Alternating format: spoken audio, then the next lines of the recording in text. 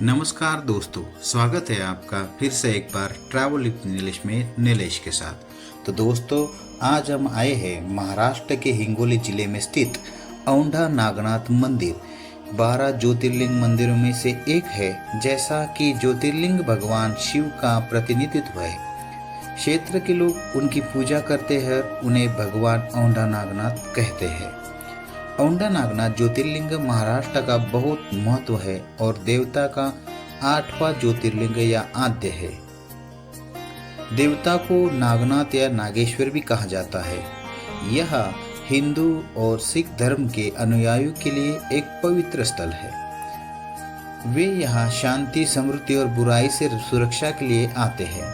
औंढा नागनाथ ज्योतिर्लिंग महाराष्ट्र में प्रवेश करने और रोड मैप की तलाश करने के बाद आपको हिंगोली से 30 किलोमीटर दूरी पर और परभनी से 50 किलोमीटर और नांदेड़ से लगभग 64 किलोमीटर दूरी पर औंढा नागनाथ मंदिर स्थान मिलेगा।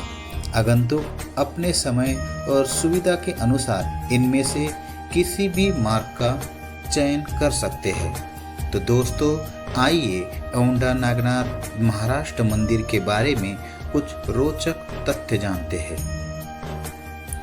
यह औंढा नागनाथ मंदिर का इतिहास 13वीं शताब्दी में देवगिरी के यादवों द्वारा अच्छी तरह से स्थापित किया गया था। फिर भी इसकी उत्पत्ति पांडवों के काल अर्थात 3229 ईसा पूर्व में मानी जाती है। प्राचीन पुस्तकों में भगवान युधिष्ठिर का उल्लेख है, जिन्होंने अन्य 4 पांडवों और उनकी पत्नी द्रौपदी के साथ 12 वर्षों के वनवास के दौरान इस अलौकिक संरचना का निर्माण किया था। औंढा नागनाथ मंदिर इतिहास में बहुत सारे आक्रमणकारियों ने अपने मुगल शासनकाल के दौरान, विशेष रूप से औरंगजेब ने इस मंदिर को नष्ट करने की कोशिश की, लेकिन इससे जुड़ी कहानियों की किताबों में लिखा है कि कोई भी मंदिर को पूरी तरह से नष्ट नहीं कर सकता था। ऐसा कहा जाता है कि मधुमक्खियों के एक बड़े समूह ने मुगल राजा और उसके आदमियों पर हमला किया, जो अंततः आपा खो बैठे और अपने प्रयास में असफल रहे। हालांकि नुकसान ने ज्योतिर्लिंग की संरचना को प्रभावित किया, जिसे बाद में मराठा मालवा साम्राज्य की रानी अहिल्याबाई होलकर द्वारा पुनः उस नष्ट मंदिरों का पुनर्निर्माण और जीर्णोद्धार कराया। इसलिए उनके नाम और महिमा में मंदिर के बाहर उनकी सफेद रंग की मूर्ति बनाई गई है। ये जाना आपने औंढा नागनाथ का इतिहास। इसके बारे में और कुछ तथ्य जानते हैं।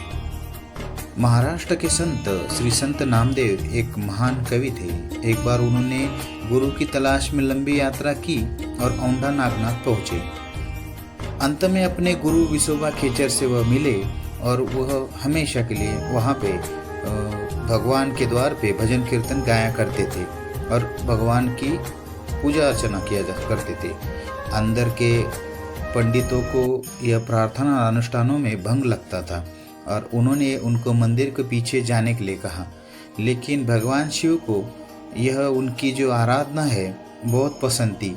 तो कहा जाता है कि इस मंदिर का उसी टाइम जो मंडप है, जिसका प्रवेश द्वार है, जहाँ संत नामदेव बैठे थे, उनकी तरफ उसका प्रवेश द्वार घूम गया और हमेशा के लिए ऐसा रह गया। यह मंदिर सूखी ईंट पत्थर की शैली में बना है। वर्तमान संरचना हमलावरों से बचने के लिए एक बाड़े के रूप में है। ज्योतिर्लिंग औंढा नागनाथ शिवलिंग तहखाने में है और आगंतुकों को देवता की पूजा करने के लिए नीचे जाना पड़ता है। तहखाने को गर्भगृह कहा जाता है। औंढा नागनाथ मंदिर में प्रवेश द्वार को अर्ध मंडप या मुख मंडप कहा जाता है।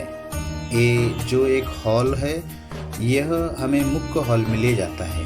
आज स्तंभों और बाहरी दीवारों को सुंदर मूर्तियों से सजाया गया है। प्रवेश द्वार पर हाथी की मूर्तियां हमेशा ध्यान खींचती है। आप देख सकते हैं कि औंढा नागनाथ मंदिर का जो समय है खुलने का, सुबह 4 बजे से रात 9 बजे तक। यदि आप देवता की पूजा के साथ साथ स्थान की प्राकृतिक सुंदरता का आनंद लेना चाहते हैं, तो औंढा नागनाथ मंदिर का समय सर्दियों में यात्रा करने के लिए सबसे अच्छा है। यहाँ पे विशेष रूप से पूजा जो है सुबह 4 बजे रुद्राभिषेक पूजा होती है और दोपहर 12 बजे आरती, शीर्षम पूजा 4 बजे और शेजारजी जो पूजा है वो 11 बजे हो जाती है। तो दोस्तों ये था औंधा नागनाथ मंदिर का विहंगम दृश्य। बहुत ही सुंदर मंदिर है। आप कभी महाराष्ट्र में जाते हैं तो इसे जरूर इस स्थान पर जाएं और इसका आनंद लें, इस जगह का आनंद लें।